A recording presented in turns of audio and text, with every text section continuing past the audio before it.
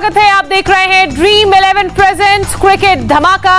देखो दिल से मगर खेलो दिमाग से। और चलिए शो की शुरुआत करते हैं इस वक्त की बड़ी खबर के साथ। बड़ी खबर यह है कि मुंबई इंडियंस ने ना सिर्फ ये मैच जीत लिया है, बल्कि जो कॉम्बिनेशन आज मैंने पहना था वैभव, जिसकी आप बात कर रहे थे, वो कॉम्बिनेशन भी आज जीत चुका है। तो मुंबई इंडियंस ने हैदराबाद को 13 रन से हराया है और आईपीएल 14 में मुंबई इंडियंस की लगातार ये दूसरी जीत है। मुंबई इंडियंस की जीत की बात करें तो जीत का हीरो आप किसे देख रहे हैं? देखिए, मुंबई इंडियंस के अगर मैं जीत के हीरो की बात करूं तो यहाँ पे राहुल चहर का नाम सबसे ऊपर आना चाहिए। हम जरूर बात भी कर रहे थे जब हमारा प्रीव्यू शो से ठीक पहले कि कल दीपक चाहर का दिन था, तो क्या आज राहुल चहर का दिन होगा कि नहीं।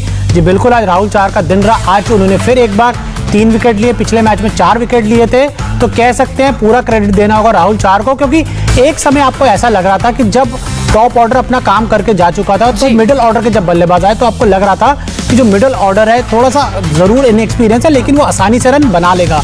लेकिन वहां पे जब आपने इंट्रोड्यूस किया राहुल चहर को, 1 ओवर में उन्होंने 2 विकेट लिए और फिर वहां से जो उनकी गेंदें घूमी हैं, तो फिर उन्होंने सनराइजर हैदराबाद के बल्लेबाजों को घुमाया है। और इसी समय हमारे साथ अंजुम चोपड़ा भी जुड़ चुकी हैं। अंजुम, जो हम बात कर रहे थे आपसे पहले भी कि हैदराबाद का जो टॉप ऑर्डर है वो तो मजबूत है, लेकिन जो मिडल और लोअर ऑर्डर है वो थोड़ा फ्रेजाइल है, तो उसी का फायदा उठाया मुंबई के गेंदबाजों ने आज। जी हाँ, फायदा भी उठाया। और मैं फिर समझती हूँ कि ऑर्डिनरी बल्लेबाजी, बिकॉज अगेन ये टारगेट इतना विशाल नहीं था कि ये बल्लेबाजी क्रम चेज ना कर पाए। शुरुआत जबकि बेस्टो के साथ करी, डेविड वार्नर के साथ करी, और आई थिंक शुरुआत फिर भी ठीक थी, इतनी खराब नहीं थी। लेकिन बतौर बल्लेबाज देखिए, अगर आपके पास 120 रन हो चेस करने के लिए या 150 रन हो चेस करने के लिए, रन तो बनाने ही पड़ेंगे ना। बिना रन बनाए तो आप मैच नहीं जीत सकते। तो अगर इतना स्ट्रॉन्ग, इतना इनफॉर्म बल्लेबाजी क्रम भी सनराइजर्स हैदराबाद का टारगेट नहीं चेस कर सकता, तो कहीं ना कहीं मुझे लगता है वापस नेट्स पे जाने की, ड्राइंग बोर्ड पे जाने की आवश्यकता है। और अंजुम, ज्योत्सना ने ना एक बड़ी अच्छी बात की थी जब उन्होंने शो की शुरुआत की कि जो खेलो दिमाग से, तो जो हमारे व्यूअर्स हैं, ड्रीम 11 के व्यूअर्स हैं, वो तो दिमाग से खेल रहे हैं, लेकिन क्या आपको लगता है जो प्लेयर्स हैं सनराइजर हैदराबाद के, अब एक के बाद एक 3 मैचेस हो चुके हैं, लगातार 3 हार चुके हैं, तो वो अपना जो दिमाग है वो मैदान पर शायद लेकर नहीं आ रहे हैं? नहीं, आई थिंक ये कहना थोड़ा ज्यादा हार्श है। ऐसा कोई भी नहीं होता। और देखिए, हम जिन खिलाड़ियों के बारे में चर्चा कर रहे हैं वो अंतर्राष्ट्रीय खिलाड़ी हैं, अपनी अपनी टीम्स के वो मैच विनिंग प्लेयर्स हैं। सो और इसी टीम ने, इसी सेटअप ने पिछले कुछ सीजन से बहुत शानदार प्रदर्शन किया है। तो ये कहना थोड़ा हार्श है कि अब लेकर नहीं आ रहे हैं अपना बेस्ट गेम। मुझे लगता है कि एज ए यूनिट वो क्लिक नहीं कर रहे हैं, और यह एक बड़ी समस्या है जिसके लिए उनको क्विकली एक क्लोज ग्रुप मीटिंग बुलानी पड़ेगी। क्या कारण है देखना पड़ेगा, बिकॉज ऐसा नहीं है कि बहुत ज्यादा कुछ मिस कर रहे हैं। बल्लेबाजी में पार्टनरशिप्स है जो मिस कर रहे हैं, फिनिशिंग टच मिस कर रहे हैं, रोटेशन ऑफ स्ट्राइक है जिसकी आवश्यकता है ताकि प्रेशर ना बने, और कहीं ना कहीं जब वो अवसर मिले कि आप ज्यादा रन बना लें, एक अच्छा ओवर शुरू होता है तो उसको खत्म भी अच्छा करें, फिर जो पर बॉल रन बनाने का जो एक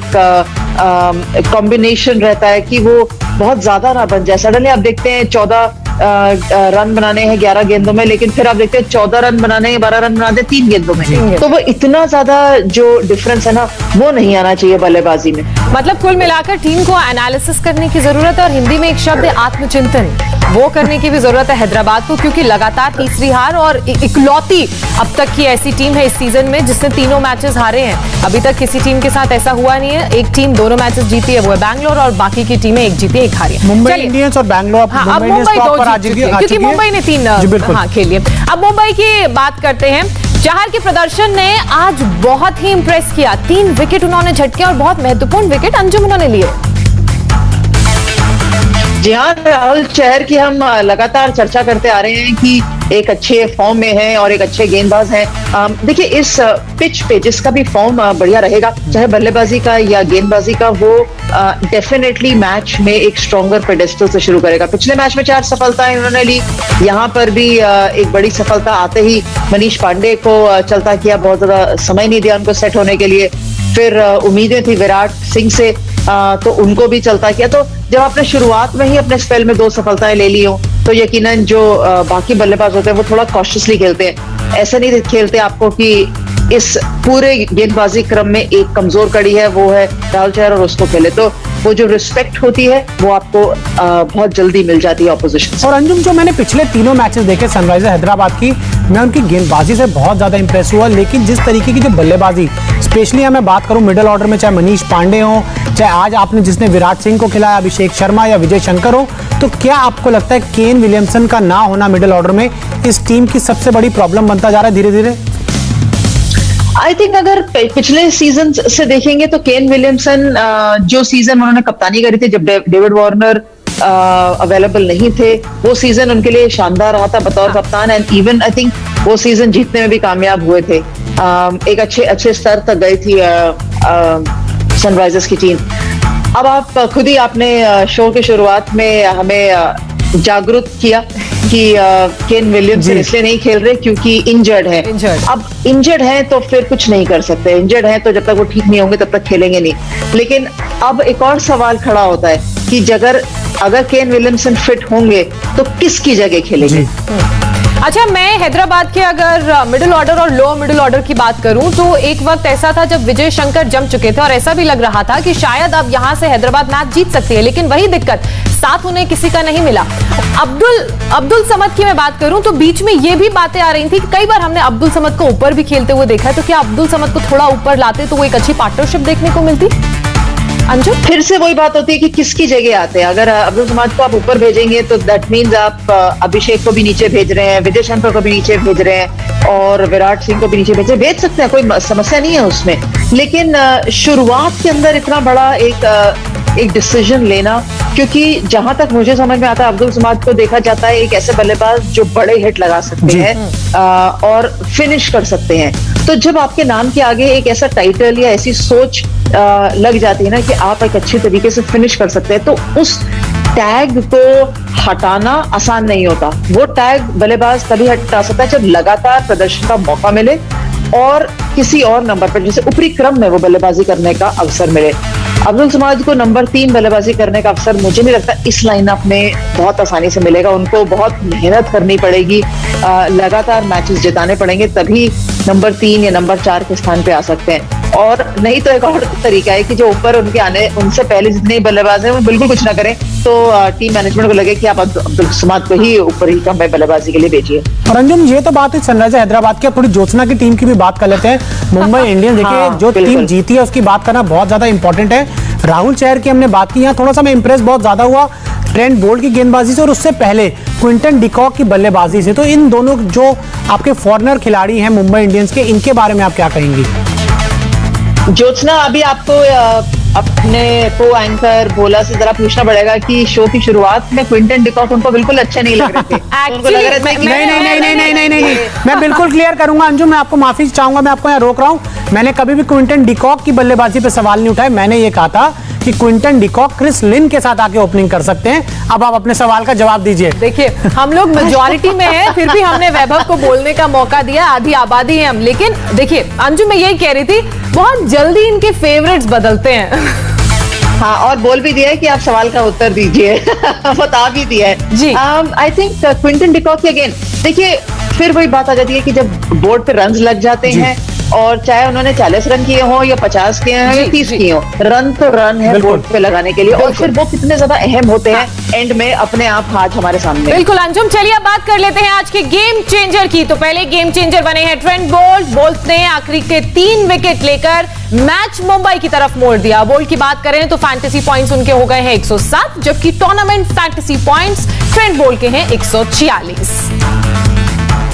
वैभव, अब फॉरेन खिलाड़ियों की आप बात कर रहे थे, तो अब देखिए आपके फेवरेट बिल्कुल वही ट्रेंड हम बिल्कुल चाह रहे थे कि अंजुम जो हमें बताएं थोड़ा सा ट्रेंट बोल्ट के बारे में भी, कि एक ऐसी विकेट जहां पर जो स्पिन गेंदबाज है उनका बॉल बाला रहता है, लेकिन जब ट्रेंट बोल्ट आते हैं उनकी स्विंग हमें देखने को मिलती है, गति देखने को मिलती है, तो कितना इंप्रेस होती है अंजुम आप जब ट्रेंट बोल्ट आके ऐसी विकेट पे 3-3 विकेट लेते हैं। तो बहुत अच्छे, आई थिंक हम शो में पहले भी यही चर्चा कर रहे थे कि ट्रेंट बोल्ट एक बहुत शानदार गेंदबाज हैं और वो ऐसी टीम से खेलते हैं जो इस समय नंबर 1 पायदान पे है आईसीसी टेस्ट रैंकिंग्स में, और उन्होंने वो अपना स्थान ओवर द इयर्स प्राप्त किया है। सिर्फ यही नहीं है कि ट्रेंट बोल्ट ने आके निचले क्रम के बल्लेबाजों का आउट किया। आई थिंक जिस तरीके से शुरुआत भी देते हैं या जो एक इम्पैक्ट क्रिएट करते हैं वो बहुत अहम है। एंड स्विंग बॉलर हो, चाहे जैसी भी पिच हो, चाहे वो फास्ट पिच हो या स्लो पिच हो, जब स्विंग बॉलर आपके सामने गति से गेंदबाजी करेंगे ना तो बल्लेबाज को पूरा चैलेंज होता है। कल के मैच में भी हमने देखा दीपक चहर ने क्या शानदार स्विंग गेंदबाजी के चलते, खासतौर पर पहली सफलता जो उन्होंने ली थी, तो स्विंग गेंदबाज को खेलना गति के साथ हमेशा चैलेंजिंग है, हमेशा चैलेंजिंग होता है। चलिए अंजुम, वैभव, अब बात करते हैं दूसरे ड्रीम 11 गेम चेंजर खिलाड़ी की। वो है विजय शंकर, जिन्होंने 3 ओवर में 2 विकेट लिए हैं। हालांकि पारी उनकी अच्छी खेलने को देखने को मिली थी, लेकिन साथ होने किसी का मैं आपको बता दूं 3D खिलाड़ी है अंजुम, बहुत अच्छे से जानती होंगी 3D खिलाड़ी। चलिए 3D खिलाड़ी से आगे बढ़ते हैं। अब बात करते हैं, स्टैम्प भी लग चुकी है। ड्रीम 11 गेम चेंजर तीसरे ऐसे खिलाड़ी की, जिनका नाम है राहुल चहर, जिन्होंने आज फिर एक बार शानदार गेंदबाजी की है। और वैभव, 3 विकेट झटके हैं। जी बिल्कुल, हम बहुत लगातार बात कर रहे हैं राहुल चहर के बारे में कि 3 विकेट ली, पिछले मैच में 4 विकेट भी उन्होंने लिए। लेकिन बस एक छोटा सा और सवाल अंजुम से, विजय शंकर 3D खिलाड़ी हैं, आज कोई और खुश ना हो, लेकिन MSK प्रसाद पूर्व सेलेक्टर जरूर खुश होंगे। ये बहुत स्ट्रॉन्ग कैंडिडेट है चीफ सेलेक्टर बनने के लिए, और जो एक ऑलरेडी हमारे शो में चीफ सेलेक्टर है आज मौजूद नहीं है संजय मांजरेकर जी, मैं उनको बोलूंगी कि उनको वैभव को अपनी शागिर्द के लिए एक रख लें। देखिए संजय सर से मेरी लगातार बात होती है, बहुत टच में रहता हूं मैं उनसे, और मुझे थोड़े क्रिकेट की टिप्स भी देते रहते हैं। सिलेक्शन की टिप्स खतरनाक है, जो से ना थोड़ा संभल के रहिएगा। बिल्कुल, तभी मैंने बोला भावी सिलेक्टर। बहरहाल अंजुम, बहुत शुक्रिया आपका हमारे साथ जुड़ने के लिए, इस चर्चा का हिस्सा बनने के लिए। तो इस तरह से रहा आज का मैच, और ये थे हमारे टॉप 3 ड्रीम 11 गेम चेंजर खिलाड़ी जिनकी हमने बात की। बहरहाल इस शो में फिलहाल इतना ही।